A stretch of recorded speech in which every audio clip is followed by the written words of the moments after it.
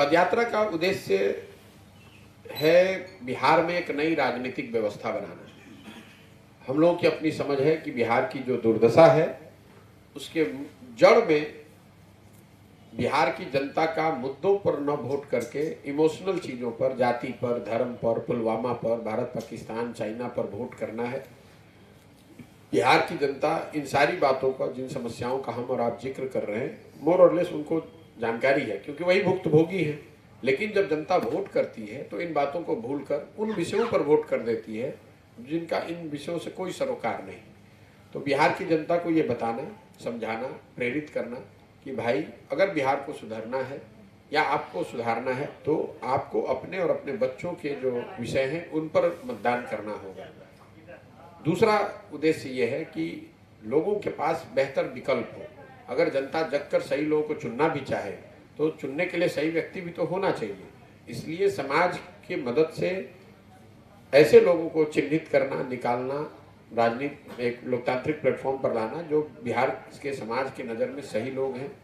वो सारे लोग एक साथ जब पदयात्रा के दौरान निकल कर आ जाएं तो उनको एक साथ बैठाएंगे, प्रयास करेंगे कि वो लोग मिलकर आगे का रास्ता तय करें। अगर सब लोग मिलकर तय करेंगे कि दल बनाना है तो दल बनाया जाएगा। लेकिन अगर दल बनता है तो प्रशांत किशोर का दल नहीं होना चाहिए, किसी व्यक्ति, किसी परिवार, किसी जाति का दल नहीं होना चाहिए।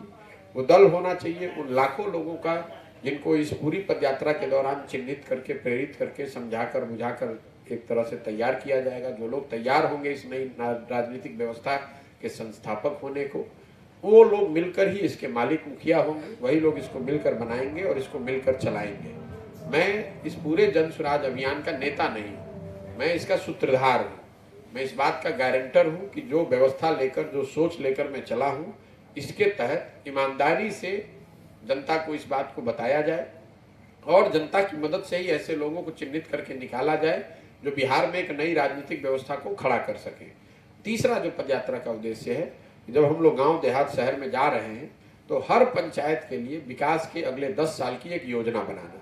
जब ये पदयात्रा खत्म होगी तो आप देखेंगे हम लोग बिहार के लिए एक 15 साल का ब्लूप्रिंट जारी करेंगे, लेकिन उसके साथ साथ हर पंचायत के लिए, मैं रिपीट कर रहा हूँ, हर पंचायत के लिए अगले 10 साल की विकास की एक योजना जारी करेंगे जो वहाँ के लोकल, स्थानीय समस्याओं और संभावनाओं पर आधारित होगी।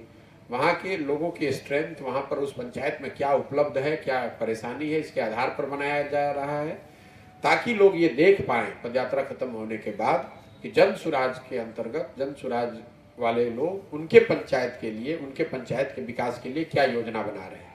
इन योजनाओं में सिर्फ वहाँ के समस्या का समाधान नहीं होगा, सिर्फ ये नहीं बताया जाएगा कि वहाँ पर सड़क टूटी हुई है उसको बना देना है, गली नाली नहीं है उसको बना देना है। इन योजनाओं में 3 विषय पर फोकस है।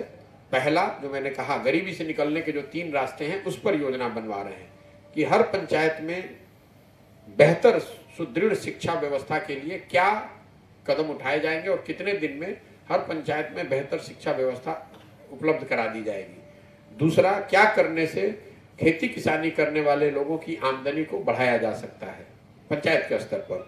और तीसरा, क्या प्रयास ऐसे किए जाएंगे जिससे हर पंचायत में 500 से 1000 लोगों के लिए रोजगार के अवसर उपलब्ध करा दिए जाएं। ये तीनों की योजना बनाकर जारी करेंगे ताकि आप उसको देख सकें, पढ़ सकें, समझ सकें, मूल्यांकन कर सकें। अच्छा लगे तो अपनाइए, नहीं अच्छा लगे तो फेंक दीजिए। तो ये तीनों पहलू समाज को जगाना, समझाना कि सही बात पर वोट कीजिए, वो सही बात पर वोट कर सके, इसलिए एक राजनीतिक व्यवस्था बनाना जो सही लोगों की व्यवस्था हो। और तीसरा, लोग जग जाएं, सही लोगों को चुन भी लें तो भी वो सही लोगों के पास एक कारगर योजना हो अगले 10 साल, 15 साल की, ताकि बिहार को विकसित बनाने की दिशा में एक सकारात्मक, प्रामाणिक कदम उठाया जा सके। इसी काम को करने के लिए पदयात्रा कर रहे हैं।